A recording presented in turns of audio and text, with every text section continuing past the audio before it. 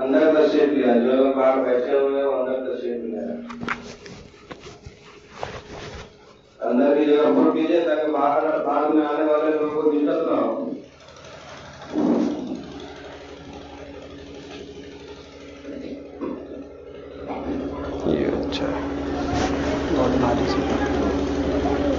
آجا بھائی آجا، اندر آ جائیں، جگہ کی تھوڑی قلت ہے، اندر بھی انشاءاللہ ٹھنڈی نہیں لگے گی، کھڑکیاں وغیرہ بند ہیں، ہوائیں نہیں آ رہی ہیں۔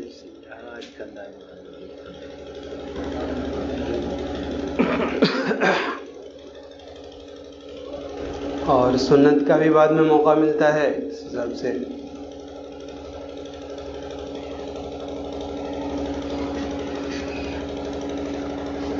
الحمدللہ رب العالمین، والصلاة والسلام علی سید الانبیاء والمرسلین وعلی آلہ واصحابہ اجمعین، اما بعد، اعوذ باللہ من الشیطان الرجیم، بسم اللہ الرحمن الرحیم۔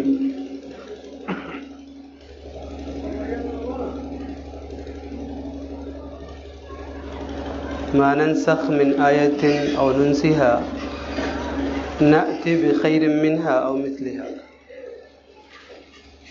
صدق اللہ العظیم۔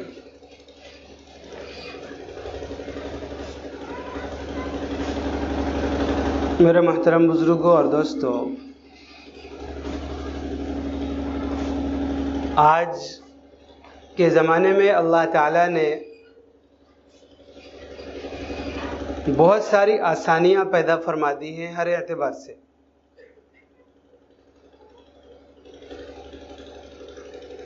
وہ مشقتوں کا جو زمانہ تھا وہ آہستہ آہستہ ختم ہو رہا ہے، بتدریج دنیا ترقی کر رہی ہے۔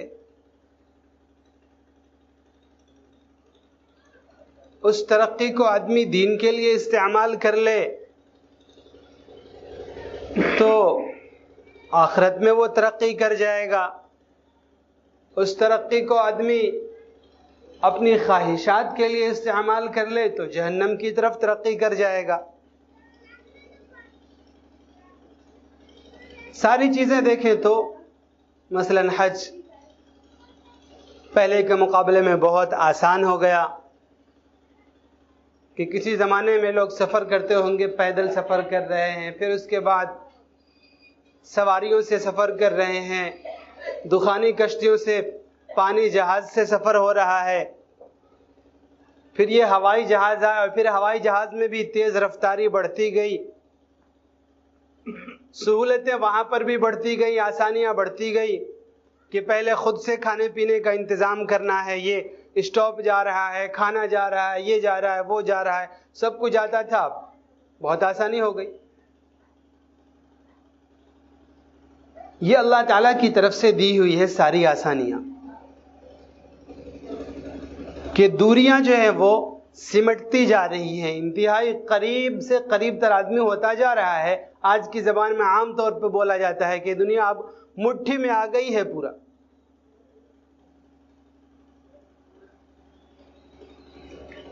میرے دوستو بزرگوں، اس مٹھی میں آئی ہوئی دنیا کے بہت سارے فائدے بھی ہیں، کہ ہم اپنے جو دور دراز میں رہنے والے لوگ ہیں ان سے ہم لمحوں میں، سیکنڈوں میں ان سے ہم گفتگو کر لیتے ہیں، ان کی خبر خیریت لے لیتے ہیں۔ پہلے مہینوں لگ جاتے تھے خط بھیجنے میں، پھر ادھر سے جواب آنے میں۔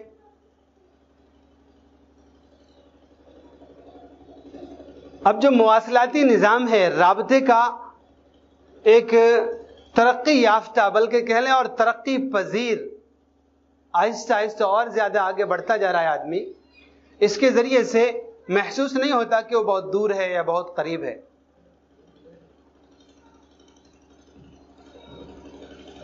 آپسی رابطے کی بہت ساری چیزیں ہیں ابھی، مثلا جن کو ہم عام اصطلاحی زبان میں، آج کی زبان میں کہتے ہیں سوشل میڈیا، رابطہ عامہ، کہ اس کے ذریعے سے ہم ایک دوسرے سے تعلق بنا لیتے ہیں, ایک دوسرے سے ربط جوڑ لیتے ہیں, اور بہت ساری اچھی اچھی چیزیں, اچھے اچھے فائدے ہم حاصل کرتے ہیں. میرے دوستوں بزرگوں, لیکن اس کے ساتھ ساتھ اس کا خراب پہلو بھی ہے. خراب پہلو ایک تو دنیا کے اعتبار سے ہے کہ دنیا کے اعتبار سے جو برائیاں, جو گندگیاں سالوں میں آتی تھی کہیں سے, اب وہ برائیاں, وہ گندگیاں منٹوں میں آ جاتی ہیں. کہ پہلے ہوتا تھا کہ دنیا کے کسی کونے میں وہ برائی ہے تو وہاں کا کوئی آدمی چل کر آئے گا, یہاں بود و باش اختیار کرے گا, یہاں رہے گا وہ اپنی اس برائی کے ساتھ, تو یہاں پر لوگ اس برائی کو جانیں گے اور اس میں مبتلا ہوں گے. لیکن آج یہ ہو گیا کہ دنیا کے کسی کونے میں ایک آدمی رہنے والا ہے, وہاں اس برائی میں مبتلا ہے, وہ کر رہا ہے, وہ اللہ کی نافرمانی کر رہا ہے, یہاں پر سیکنڈوں میں ہمیں اطلاع ہو گئی اور یہاں بھی لوگوں نے اس کو اپنا لیا اور اس برائی میں مبتلا ہو گئے. یہ اس کے منفی پہلو ہیں. ایسے ہی میرے دوستوں بزرگوں ایک اور منفی پہلو جسے ہم منفی پہلو نہیں سمجھتے ہیں, جسے ہم منفی پہلو نہیں سمجھتے ہیں لیکن حقیقتاً وہ منفی پہلو ہے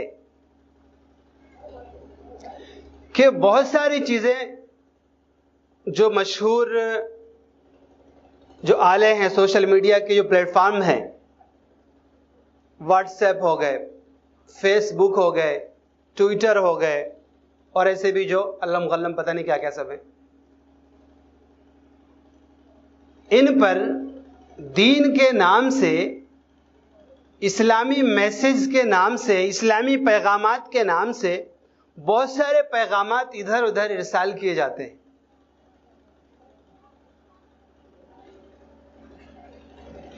اس میں میرے دوستوں بزرگوں بہت زیادہ احتیاط کی ضرورت ہے. ہم اس میں احتیاط نہیں کرتے, آیا ادھر سے. اور عجیب بات تو یہ ہے کہ ایسے ایسے میسج آتے ہیں کہ اگر آپ مسلمان ہیں تو اس کو 10 لوگوں کو فارورڈ کریں, اور اگر آپ کو اللہ کے رسول سے محبت ہے تو اسے لائک ضرور کریں, اور اس مضمون کو, اس تصویر کو تو 1 لاکھ لائک ملنے ہی چاہیے, اور آپ کے ایمان اس کا تقاضا ہے کہ آپ اسے شیئر کریں, 10 لوگوں کو شیئر کریں. اور ہم بھی کیا کرتے ہیں, بس اوقات ہمارا اس پر یقین تو نہیں ہوتا لیکن ہم اپنے عمل سے بتلا دیتے ہیں کہ ہاں یہ لکھنے والے نے سچ کہا ہے. ہم بھی یوں ہی, بہت سے لوگ کہتے ہیں کہ نہیں اس میں جو میسج لکھا ہوا اس پر یقین, تو بس ایسے ہی میں نے آگے بڑھا دیا. میرے دوستو بزرگوں, دین کے نام پر کوئی بات ہم تک پہنچی, اللہ کے رسول صلی اللہ علیہ وسلم کے نام پر ہم تک کوئی بات پہنچی, ہم نے اس کی تحقیق نہیں کی, آگے بڑھا دیا, وہ بات جھوٹ تھی, وہ اللہ کے نبی صلی اللہ علیہ وسلم پر تہمت تھی, وہ قرآن کے نام پر ایک جھوٹ تھا, اسے ہم نے آگے یوں ہی بھیج دیا تو ہم اس جھوٹ میں شریک ہوئے. ہم نے نبی پاک صلی اللہ علیہ وسلم پر ایک طرح سے ہم نے بھی جھوٹ باندھا. اگر وہ حدیث یا حدیث کے نام پر کوئی مضمون پیش کیا گیا ہے اور ہم نے بلا تحقیق کے اسے آگے فارورڈ کر دیا, شیئر کر دیا, تو کہ پہلے یہ بہت مشکل تھا کہ ہم اپنی طرف سے کوئی جھوٹ گڑھ کے یا آپ صلی اللہ علیہ وسلم کی کوئی, آپ صلی اللہ علیہ وسلم کی طرف منسوب کوئی حدیث, ہم جھوٹی حدیث یا جیسی حدیث ہو ہم اس کو آگے بھیجے, بہت مشکل تھا. لیکن آج ہر تھوڑا بہت پڑھا لکھا آدمی اس جرم میں, اس گناہ میں بہت آسانی سے مبتلا ہو جاتا ہے, بہت آسانی سے آدمی اس میں مبتلا ہو جاتا ہے. اس لیے بہت ضروری امر ہے کہ ہمارے پاس جو اس طرح کے میسج آئیں, اس طرح کے پیغامات آئیں, ان پیغامات کی ہم تحقیق کریں, مذاق کے طور پر بھی اس کو آگے ہم نہ بھیجیں. ہم ان پیغامات کی تحقیق کریں کہ واقعی جو یہاں پر حدیث کے نام پر کہا جا رہا ہے کیا یہ بالکل صحیح ہے. ہم لوگ دھوکہ کھا جاتے ہیں. کائے سے لکھا ہوتا ہے فلاں کتاب میں حدیث نمبر اتنا, فلاں باب, اور یہ وہ سب لکھا ہوتا ہے, اور ہم سمجھتے ہیں کہ بالکل اس میں تو ریفرنس دیا ہوا ہے, اس میں تو دلیل دی ہوئی ہے, حوالہ دیا ہوا ہے, بالکل سچی بات ہے. بھائی ہم نے ساری حدیثیں پڑھ لی ہیں کیا, کہ ساری حدیثیں ہمارے سامنے, کہ ہاں اب ذہن میں آ گیا کہ بالکل اس نے اس کتاب کا حوالہ دیا ہے, وہ کتاب میں نے پڑھی ہے, اس میں صفحہ نمبر اتنے پر اور حدیث نمبر اتنا, اس میں یہ حدیث ہے. ہم نے ساری کیا حدیثیں ہمارے سامنے ہیں کیا؟ میرے دوستوں بزرگوں، آج تک اس شروع زمانے کے جو خیر القرون کے زمانے ہیں، اس زمانے سے لے کر آج تک کوئی آدمی یہ دعویٰ نہیں کر سکتا کہ وہ ساری کی ساری حدیثیں جانتا ہے، ساری کی ساری حدیثیں اس نے پڑھی ہیں، اس کے مطالعے سے گزری ہے۔ کوئی شخص آج تک یہ دعویٰ نہیں کر سکتا۔ احادیث کی تعداد علماء کرام نے لاکھوں میں لکھی ہے، لیکن وہ بھی غیر محدود ہیں کہ لاکھ ہی نہیں، اس سے آگے بھی ہو سکتا۔ صحیح احادیث ایک جھگڑا اور چلتا رہتا ہے، بہت زیادہ لوگ اس کو یہ اہمیت دیتے ہیں کہ صحیح حدیث میں ہے، بخاری مسلم میں ہے۔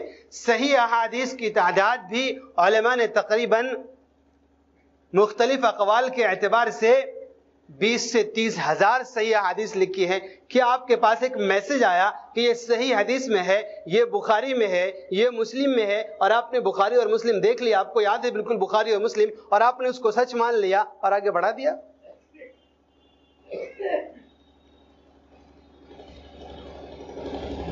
تحقیق کرنے کی ہم ضرورت محسوس نہیں کرتے ہیں، اور دین کے نام پر دھوکہ دینا، دین کے نام پر جھوٹ پھیلانا، ظاہر سی بات ہے دنیا کے نام پر جھوٹ پھیلائی جائے، کہیں اور کا حوالہ دیا تو مسلمان تو لیں گے نہیں اسے، کہ مسلمان کے سامنے تو ہے کہ قرآن یا حدیث کی بات ہو، تو اس طور پر جھوٹ کا پھیلانا اور ادھر ادھر چیزوں کا عام کرنا، یہ مسلمانوں کو پریشان کرنے کے لیے، ان کے اعمال کو بگاڑنے کے لیے، ان کی آخرت کو خراب کرنے کے لیے بہت آسانی سے کیا جاتا ہے۔ متاثر ہم ہو جاتے ہیں۔ ایک تو یہ میسیجنگ کا ایک انداز ہے، فارورڈنگ، شیئرنگ کا۔ ایسا ہی ہم دیکھتے ہیں کہیں پر ٹی وی پر، یوٹیوب چینل پر، کہ ایک صاحب کھڑے ہوئے ہیں،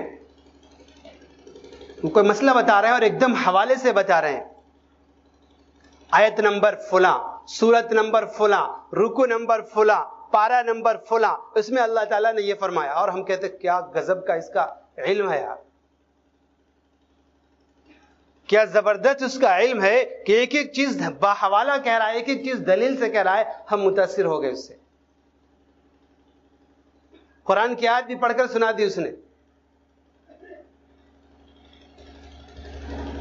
پہلی بات تو یہ ہے کہ قرآن کی ایسا عموماً ہوتا نہیں ہے، حدیث کے نام پر تو ہوتا ہے، قرآن کے نام پر تو ہوتا نہیں ہے کہ اپنی طرف سے کوئی آیت گھڑ کے سنا دے۔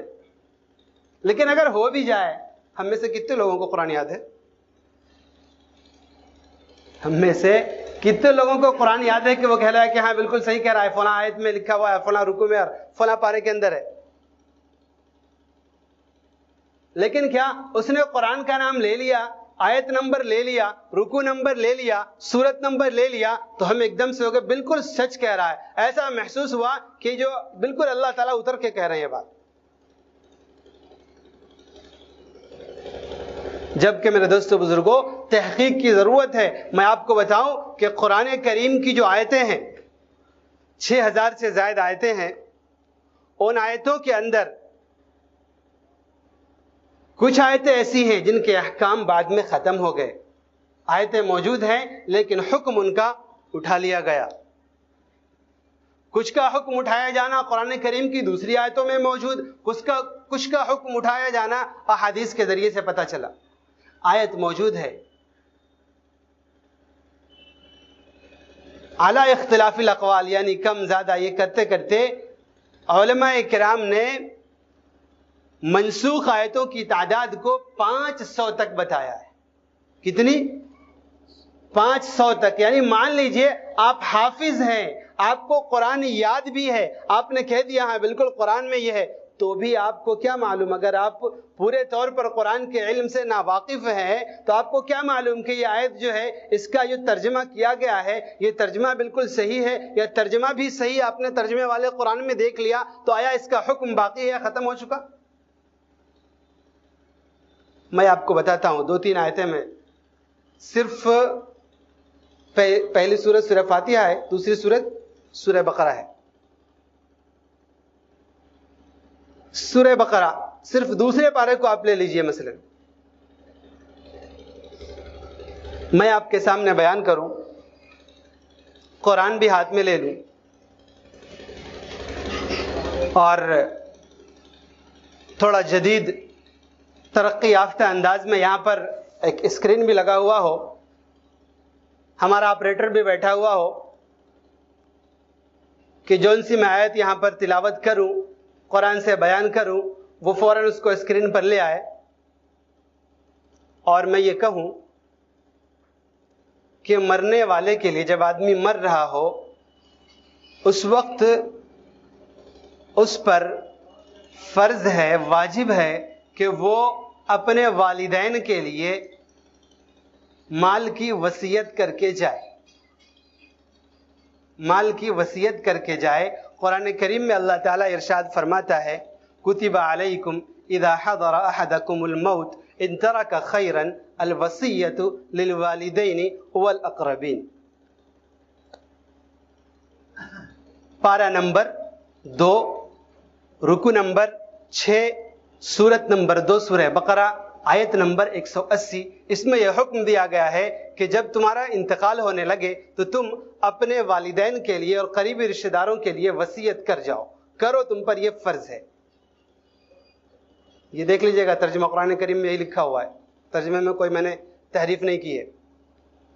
آپ نے دیکھا اسکرین پر آ گیا سامنے، قرآن بھی میرے ہاتھ میں ہے کہ نہیں، قرآن سے پڑھ کر سنایا ہے مولوی صاحب نے، تو بالکل صحیح بات ہوگی. جبکہ میرے دوستو بزرگوں ایسا نہیں ہے. قرآن کریم کی آیت موجود ہے قرآن کریم میں، جو میں نے حوالے دیے ہیں بالکل حوالہ درست ہے، لیکن اس کا حکم ختم ہو چکا ہے. یہ حکم پہلے تھا، اب یہ نہیں رہا. تو ایک آیت میں نے سنائی، اس پر میں آپ کو دھوکہ دینا چاہوں، آپ کو گمراہ کرنا چاہوں، تو کیا آپ گمراہ نہیں ہوں گے؟ قرآن کی آیت ہے، بالکل صحیح آیت ہے، منسوخ نہیں. قرآن میں موجود ہے بھی آیت، آپ پڑھتے ہیں، آپ تلاوت کرتے ہیں، لیکن اس کے لیے علم کی ضرورت ہے. اگلی آیتیں آئی ہیں. یہ شروع اسلام میں یہ حکم تھا، بعد میں یہ حکم منسوخ ہو گیا، تو اب اس آیت پر عمل نہیں رہا. لیکن میں نے تو آپ کو قرآن کریم کے حوالے سے بتائی ہے نا بات، تو آپ کو ماننی پڑے گی. ہم مان لیتے ہیں بات. ایسے ہی یہ آیت جو پڑھی ہے اسی کے تیسری چوتھی آیت، روزے کی فرضیت ہے. یا ایھا الذین آمنوا کتب علیکم الصیام کما کتب علی الذین من قبلکم لعلکم تتقون ایاما معدودات فمن کان منکم مریضا او علی سفر فعدۃ من ایام اخر وعلی الذین یطیقونہ فدیۃ طعام مسکین. میں آپ کے سامنے کھڑا ہو کر حکم بیان کروں، کوئی مجھ سے پوچھے کہ مجھے روزے کے بارے میں سمجھ میں نہیں آیا کہ آدمی کے پاس کھانے پینے کو سب کچھ ہے، پھر اسے بھوکا رہنے کو کیوں کہا جا رہا ہے؟ میں کہوں کہ بالکل ایسا نہیں کہا گیا ہے.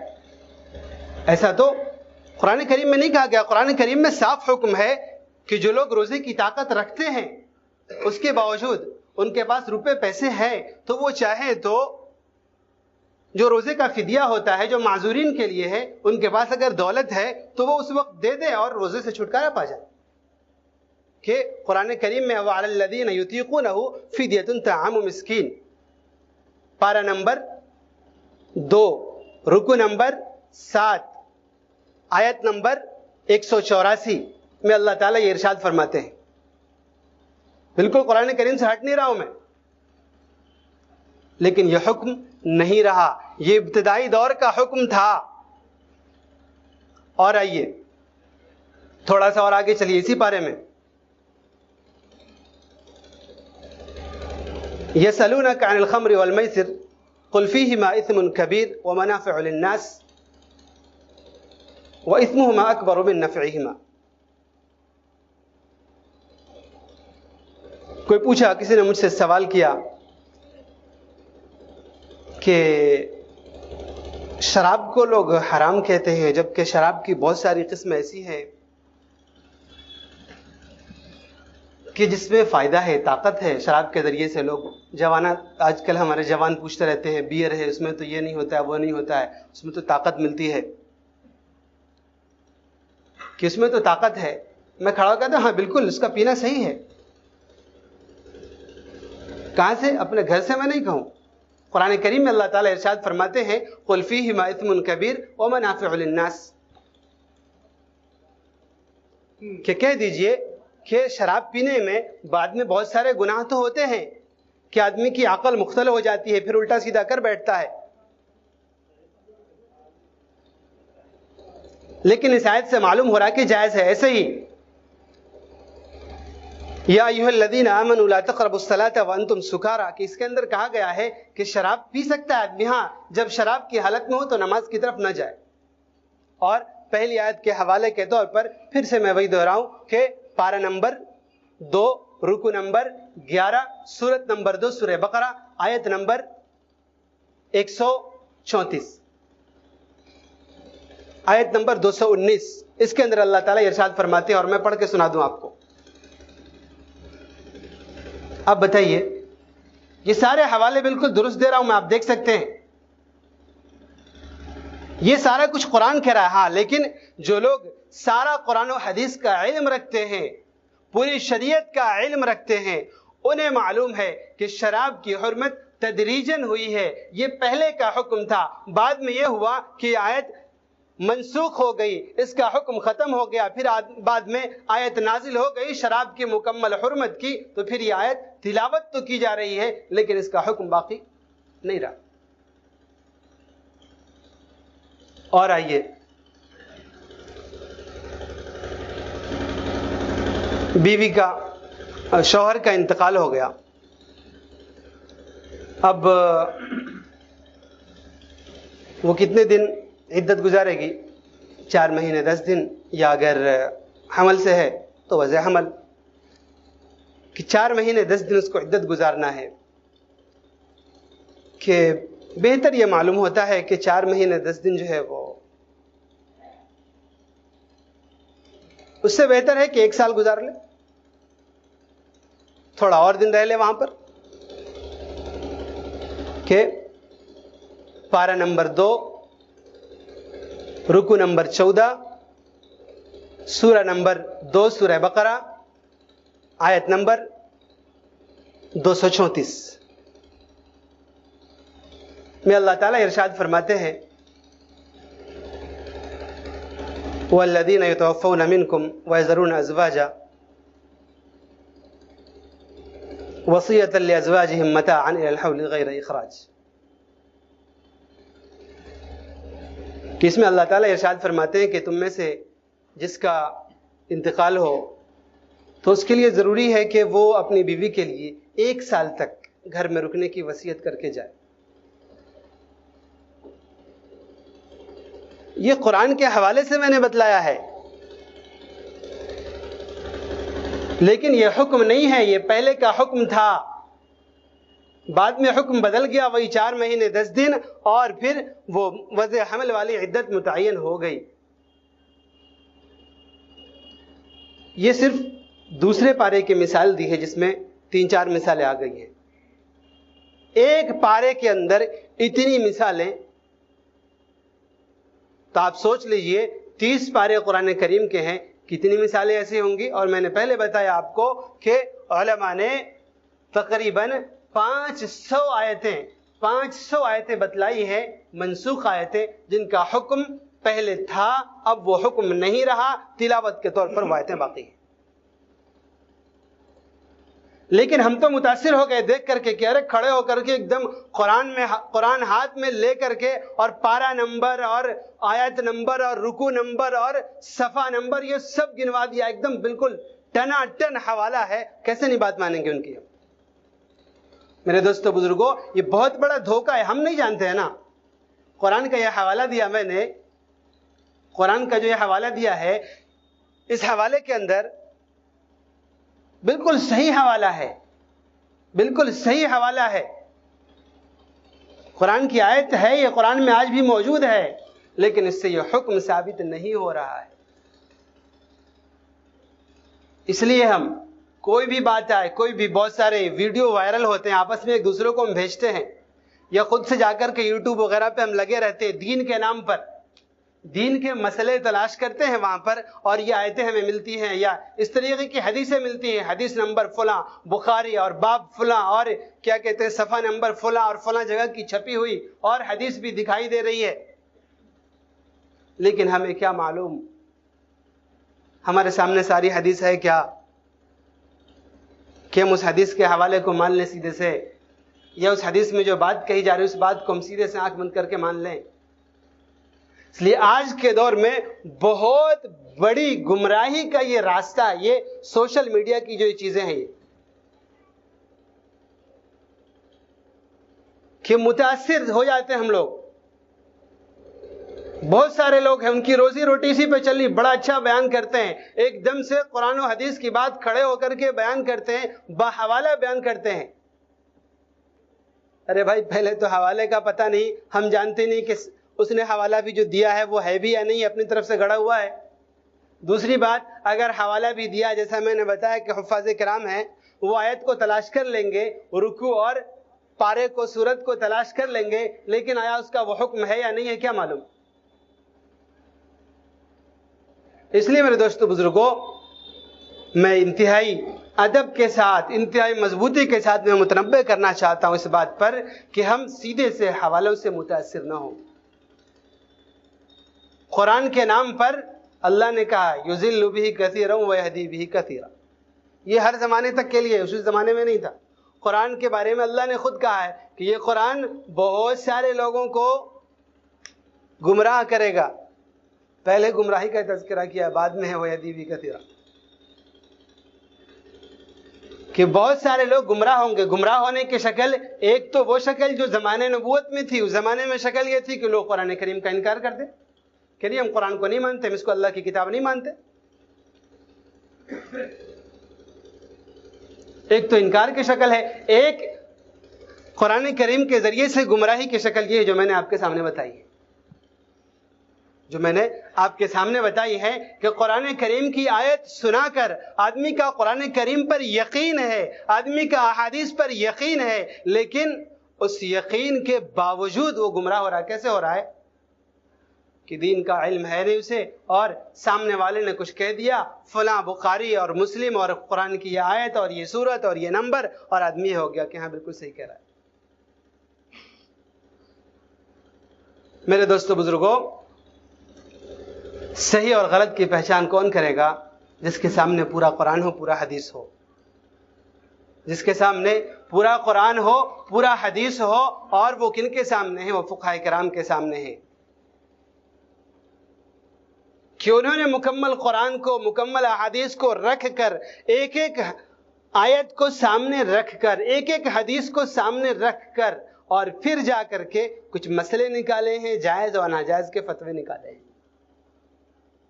آج بہت آسان ہو گیا ہے، سیدھے سے لوگ کہہ دیتے ہیں کہ جی حدیث میں یہ ہے. ایک الگ مستقل موضوع ہے حدیث اور معمول بھی، یعنی سنت کہ حدیث میں ہے، اور ہم مشکل سے، ہمیں 40 حدیث بھی یاد نہیں ہوگی.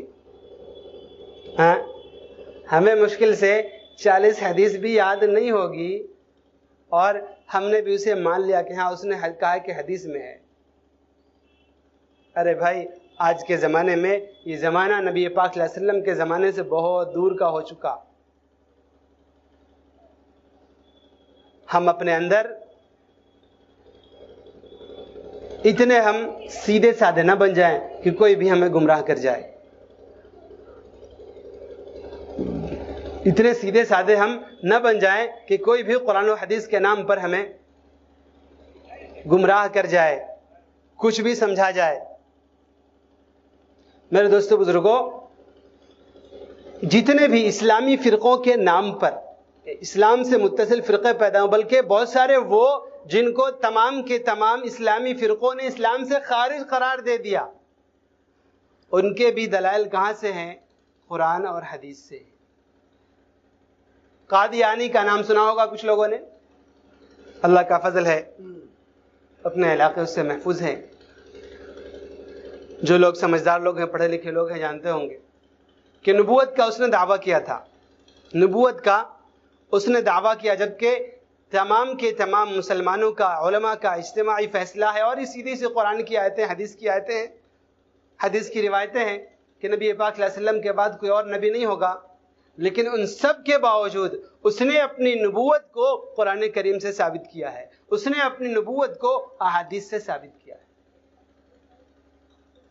قرآن سے اور حدیث سے ثابت کیا ہے. اس لیے اتنے بھولے نہ بنے ہم کہ جو بھی بات آئے بس قرآن اور حدیث کے نام پر ہم اسے آنکھ بند کر کے لے لیں. نہیں, تحقیق کریں. ورنہ جو میں نے 3-4 مسئلے بتائے ہیں, ان مسئلے, یہ تو صرف ایک پارے کے اندر بتایا ہے میں نے, ایک پارے کے اندر یہ 4 مسئلے آپ کے سامنے آ گئے. پورے قرآن کریم کے اندر کتنی آیتیں, کتنے مسئلے ایسے بنیں گے کہ آپ گمراہ ہو جائیں گے, کہ آپ دین سے ہاتھ دھو بیٹھیں گے. اس لیے ہمیں احتیاط ایک تو یہ کرنی ہے کہ یہ جو سوشل میڈیا پر, واٹس ایپ پہ, فیس بک پہ اور اس پہ یہ میسج ادھر ادھر گردش کرتے رہتے ہیں, ہم بلا تحقیق کے ادھر ادھر اس کو نہ شیئر کریں نہ کچھ کریں. سب سے پہلی بات یہ, ہمیں معلوم نہیں ہے, ڈیلیٹ کر دیں سیدھا سا. اور ہم کسی سے متاثر نہ ہو, کسی حدیث کے حوالے سے, کسی قرآن کے حوالے سے ہم متاثر نہ ہو. کیوں؟ کہ ہمیں علم نہیں ہے. اور یہ کم علمی یہ کوئی خراب چیز نہیں ہے. ہر آدمی امام بخاری نہیں ہو سکتا, ہر آدمی امام ابو حنیفہ نہیں ہو سکتا, ایسا ممکن ہی نہیں ہے. یہ اللہ کی تقسیم ہے. ہاں, ہر آدمی یوں کر سکتا ہے کہ جو مسئلہ اس کے سامنے آئے وہ اسے سمجھدار علماء سے, وہ ان سے پوچھے, ان کے بارے میں دریافت کرے, حقیقت پوچھے. اتنا تو ہر آدمی کر سکتا ہے کہ میرے سامنے یہ مسئلہ آیا ہے, یا میرے سامنے اس حدیث کے حوالے سے یہ بات آئی ہے, آپ اس کے بارے میں بتلائیں. اتنا تو کر سکتے ہیں. بالکل متاثر نہیں ہونا ہے ہمیں آج کہ ٹی وی پروگراموں پر اور اس سے بہت اچھا سوٹ بوٹ لگا کر آ گئے, جبہ پہن کر کے اور پگڑی باندھ کر کے آ گئے, اور ایک ہاتھ میں قرآن لیے ہوئے ہیں, اور سامنے حدیث کی موٹی موٹی کتابیں رکھی ہوئی ہیں, اور وہ ادھر بول رہے ہیں, ادھر اسکرین پہ آیتیں لکھی ہوئی آ رہی ہے, آیت نمبر بھی ڈلا ہوا ہے, اور سورت نمبر بھی, سورت کا نام بھی, پارا نمبر بھی, اور رکوع نمبر بھی, یہ سب ڈلا ہوا ہے. ہم اس سے متاثر نہ ہوں کہ قرآن کریم کے اندر, احادیث کے اندر, قرآن کریم کے اندر میں نے بتلایا کہ 500 کے قریب علماء نے کہا ہے مختلف اقوال کے اعتبار سے ایسی آیتیں جن کا حکم ختم ہو چکا. اور احادیث کے اندر بھی بہت ساری ایسی حدیثیں ہیں کہ جن کا حکم پہلے تھا بعد میں ختم ہو گیا, یا وہ حکم اس طور پر نہیں ہے جس طور پر بظاہر ترجمے سے سمجھا جا رہا ہے. اس لیے ہم اس جال سے نکلیں, ہم اس کم فہمی سے نکلیں. بہت آسان ہو گیا. لوگ, عجیب بات ہے کہ کوئی مسئلہ درپیش ہوگا تو گوگل کر لو. عجیب بات ہے یار. ہاں, سب سے بڑا مفتی, سب سے بڑا مولوی وہ گوگل ہو گیا وہ, اور اس پہ گئے, اور اس پہ جس نے جیسے الٹی سیدھی ڈال رکھی ہے, ویڈیو کی شکل میں ہو یا آرٹیکلز کے شکل میں ہو, ہم نے اسے لے لیا. اور اس کو بڑے سے انٹرنیٹ پہ آیا تھا. انٹرنیٹ کیا حماقت ہے. اللہ کے نبی صلی اللہ علیہ وسلم کے زمانے کو ہم دیکھیں گے اور آج کے زمانے کو دیکھیں گے. آج ہم کہتے ہیں کہ یہ انٹرنیٹ ہو گیا, یہ وغیرہ وغیرہ چیزیں جو ہیں, ان کو تبلیغ دین کے لیے استعمال کرنے میں آج بھی ہمارے علماء ان کی طرف متوجہ نہیں ہیں. کچھ لوگ ہیں جا رہے ہیں کہ ان سے زیادہ تر باطل پھیلتا ہے. آپ نہیں جانتے ہیں کیا؟ آپ سرچ کر رہے ہو, آپ سرچ کر رہے ہو, آپ وہیں پر آپ نے یوٹیوب پہ مثلاً ایک حدیث کے بارے میں سرچ کیا, ایک مسئلہ کیا, لیکن اس کے ساتھ ساتھ میں کیا اس کے نیچے دوسری ویڈیوز نہیں آتی ہیں؟ کیا موبائلوں پہ ایڈورٹائز الٹے سیدھے نہیں چلتے رہتے ہیں؟ نہیں چلتے رہتے ہیں کیا؟ ہاں, ہمارے جوان بتلائیں, کیا ننگی تصویریں ایڈورٹائز اس کے ساتھ, ویڈیوز کے ساتھ نہیں آتی رہتی ہے؟ اس لیے علماء نے اس سے بچنے کو کہا ہے. کیوں کہا ہے بچنے کو؟ ہم کہیں کہ نہیں ہم تبلیغ کے لیے استعمال کریں اس کو، دین پھیلانے کے لیے. میرے دوستو بزرگوں، نبی پاک صلی اللہ علیہ وسلم نے جس انداز پر دین پھیلایا ہے وہی طریقہ مقبول ہے. اس زمانے میں بھی دین کے پھیلانے کا ایک طریقہ تھا، میں بتلا دوں آپ کو. کعبہ کی دیوار پر، کعبہ اسی زمانے سے محترم اور مقدس رہا ہے عربوں کے نزدیک. جب وہ مسلمان نہیں ہوئے تھے تب بھی، جب وہ مشرک تھے تو بھی کعبہ کو سب سے محترم، سب سے مقدس مانتے تھے. وہاں پر تبلیغ کی کیا شکل تھی کہ سالانہ یا 2-4 سال پہ ان کا ایک اجتماع ہوتا ہے، ایک میٹنگ ہوتی. اس کے اندر جو سب سے بہترین شعراء ہوتے، 7 شعراء، ان کے کلام کو کعبہ کے اوپر لٹکایا جاتا تھا. 7 معلقات کے نام سے مستقل یہ کتابیں ہیں، ملیں گی آپ کو، اشعار ملیں گے، کہ جو عرب کے سب سے زیادہ ٹاپ موسٹ لوگ ہوتے تھے، ایک دم ٹاپ 10، ٹاپ 5 کے لیے، ٹاپ 7، 7 معلقات ٹاپ 7 ہوتے تھے. ان کو وہاں پر لٹکایا جاتا تھا کعبے کے اوپر، یا کوئی بھی معاہدہ ہوتا، کچھ ہوتا تھا، اس کو کعبہ پر لٹکایا جاتا تھا تاکہ ساری دنیا میں یہ خبر پھیل جائے. خود نبی پاک صلی اللہ علیہ وسلم کے ساتھ جو شعب ابی طالب کا واقعہ پیش آیا تو وہ جو معاہدہ ہوا تھا اس کو بھی لٹکایا گیا تھا بائیکاٹ کا کعبہ کے اوپر. لیکن نبی پاک صلی اللہ علیہ وسلم نے جب اللہ کی طرف بلایا ہے، لوگوں کو دین کی دعوت دی ہے، قرآن کریم کی آیتیں اتری ہیں، تو ایسا نہیں ہوا ہے کہ اللہ کے نبی نے قرآن کریم کی آیتیں لکھ کر کے کعبہ پہ لٹکا دیا. قرآن کریم کی آیتیں لکھ کر کے کعبہ کے اوپر لٹکائی ہو، ایسا نہیں ہوا ہے. بلکہ سینہ بسینہ جو اصل طریقہ ہے سوال و جواب کے ذریعے سے، ملاقات کے ذریعے سے، سینہ بسینہ استاد اور شاگرد کے ذریعے سے، اس طور پر نبی پاک صلی اللہ علیہ وسلم نے پوری دنیا کے اندر پورے قرآن و حدیث کو پھیلایا ہے. بہت آسان تھا اس زمانے میں بھی. کعبہ کے اوپر جب غلبہ ہو چکا تھا تب کی بھی بات کر لیں کہ جب فتح مکہ ہو گیا اس کے بعد بھی ایسا نظر نہیں آتا کہ قرآن کریم کی آیتیں لکھ کر لٹکائی گئی ہو وہاں پر. اس لیے میرے دوستو بزرگوں، جو باطل کے طریقے ہیں وہ یقیناً باطل کے طریقے ہیں، ان سے دین نہیں آئے گا. دین آئے گا تو خرابیوں کے ساتھ آئے گا. اس لیے اللہ ہمیں ان سے محفوظ فرمائے. ہمارے ساتھ جو بھی کوئی مسئلہ ہے، کوئی بات ہو، ہمیں پوچھنی ہو، ہم اپنے علماء سے پوچھیں، ان سے رابطہ کریں. یا ہمیں کوئی ان چیزوں کے حوالے اور ان کے نام پر بھٹکانا چاہے، پھر بھی ہمارے جو معتبر علماء ہیں جن پر ہمیں اعتماد ہے، ہم ان سے رابطہ کریں. ورنہ قرآن و حدیث کے نام پر اللہ ہمیں محفوظ فرمائے، ہم کہاں سے کہاں چلے جائیں گے. اللہ تعالی ہمیں عمل کی توفیق عطا فرمائے، جن کی سنتیں واقعی ہوں پوری کر لیں.